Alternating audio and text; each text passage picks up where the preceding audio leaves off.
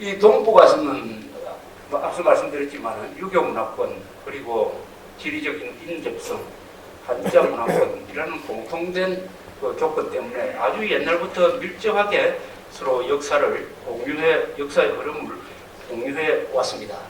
그렇기 때문에 한쪽의 변화는 다른 쪽에 반드시 또 다른 변화를 미치게 되는 것입니다. 중국에서 예컨대 통일 정권이 등장한다 하면 그 여파가 반드시 한국에 미치게 됩니다. 수나라가 약 250년간의 분열기 5호 16국이라고 일컬어지는 즉 삼국지 시대 이후에 약 250년 동안 북방 유목민족이 중국으로 내려와가지고 다섯 오랑캐가 16개 나라를 만드는 5호 16국의 혼란기를 6세기 초에 수나라가 수습을 했습니다. 그 수습을 하니까 당장 고구려가 피해를 받았죠. 고구려를 침공을 했습니다. 그러다가 수나라가 당나라로 넘어갔습니다. 정권이 교체가 됐습니다. 다시 당나라가 또 고구려를 쳤어요. 이런 변화 때 신라가 국제정세를 잘 활용해가지고 그 당나라와 동맹관계를 나당 동맹을 맺어가지고 백제 고구려를 멸망시켜서 삼국통일을 했습니다.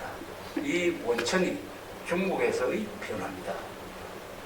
그 다음에 원나라가 몽고가 중국을 석권하고 그 한 지류가 한반도로 들어와서 한 40년 동안 7번, 8번 한반도를 습격하고 침공하고 그래서 저 경주에 가서 황룡사 구청사 불태우고 저 밑으로 막 내려가서 이 고려를 완전히 폐허로 만드는 그래서 우리가 결국 항복을 한 다음에는 다시 또 한반도를 발진 기조로 해가지고 일본으로 쳐들어갔습니다. 일본 2번이나 일본 쳐들어갔습니다. 규슈에 상륙작전을 했다가 뭐 태풍도 불고 해가지고 실패하고 말았습니다. 이처럼 이것도 중국에서의 변화, 중국의 정권이 바뀌니까 그 여파가 한반도에 미친 경우죠.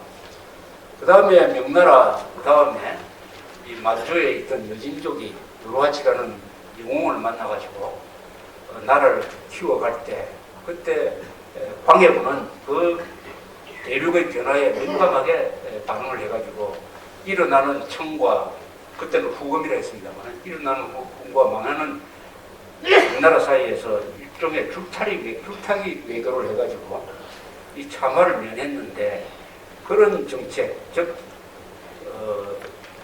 눈치 보는 정책에 불만이 많았던 어떻게 보면 이게 수구 약간 근본 세력이라고 볼 수 있는 서인들이 쿠데타를 일으켜가지고 인조 반정을 일으켜서 다시 노선을 친명 정책으로 바뀌었습니다. 즉 망해가는 나라 편에 섰어요. 이러니까 후금이 청나라가 쳐들어가서 바로 정자호란을 일으켰습니다. 그 앞에 정교호란이 있습니다만 정교호란, 정자호란을 통해서 우리가 아주 참담한 조선이 실패를 했습니다. 여자 분여자들이 한 20만 명이 붙들려 가고 하는 이런 것도 대륙의 변화에 의해서 이렇게 됐죠. 그 다음에 청나라가 잘 나가다가 청나라는 그 여진족이 소수의 인구로서 한 30만의 인구로서 2억 3억 되는 한족을 지배를 했습니다. 이 유목민족들은 항상 소수로서 다수를 지배하는 이 통치 기술이 매우 뛰어나죠. 근융제, 옹정제, 강희제 이런 아주 유명한 왕들이 태평성대를 만들고 하다가 그러나 18세기부터 과학기술에서 밀리면서 드디어 서양 제국주의 세력의 침략을 받기 시작하고 아편전쟁을 비롯해가지고 중국이 열강 세력의 침략 무대로 되면서 중국이 천하대란으로 들어가는 거죠. 천하대란으로. 그 여파가 다시 한국에 미치는 거죠.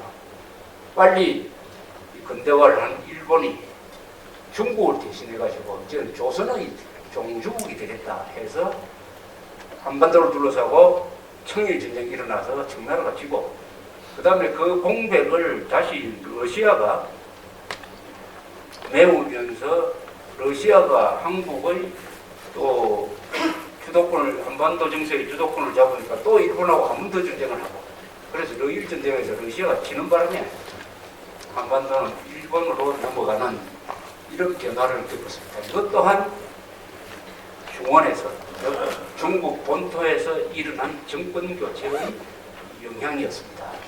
6.25 또한 마찬가지죠. 6.25는 우리가 미소 대결 속에서 38선 분단이 있었고, 그 다음에 전쟁은, 이 6.25 전쟁은 미소 경쟁 플러스